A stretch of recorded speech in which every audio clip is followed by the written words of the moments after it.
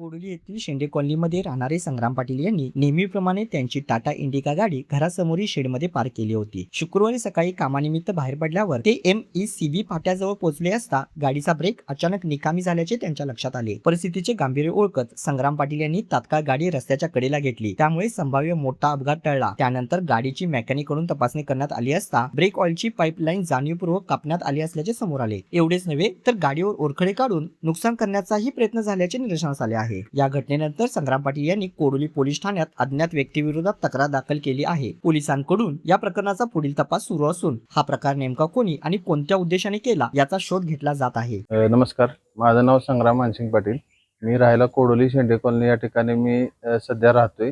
या ठिकाणी माझी इंडिका विस्टा गाडी काल रात्री 9च्या दरम्यान मी गाडीची सर्व कामे करून गाडी या ठिकाणी लावली असताना सकाळी मी MECV फाटा या ठिकाणी गाडी घेऊन गेलो असता माझ्या निदर्शनास आलं की गाडीचे ब्रेक फेल आहेत आणि गाडीची ब्रेक लागत नाहीत।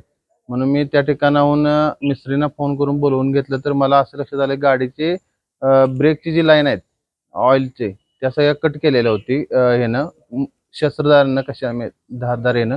आणखीन त्यामुळे ब्रेक फेल करण्यात आलेला आहे। पलीकडल्या बाजूला मारतूलनं गाडीवरती स्क्रॅचेस केले आहेत मोठ्या प्रमाणात आणि पूर्ण गाडी फोडून खराब केलेली आहे माझी।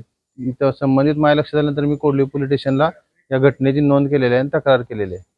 शेंडे कॉलनीसारख्या शांत परिसरात घडलेल्या या प्रकारामुळे नागरिकांमध्ये असुरक्षिततेची भावना निर्माण झाली आहे। आता या प्रकरणाचा उलगडा पोलीस किती लवकर करतात याकडे सर्वांचे लक्ष लागले आहे।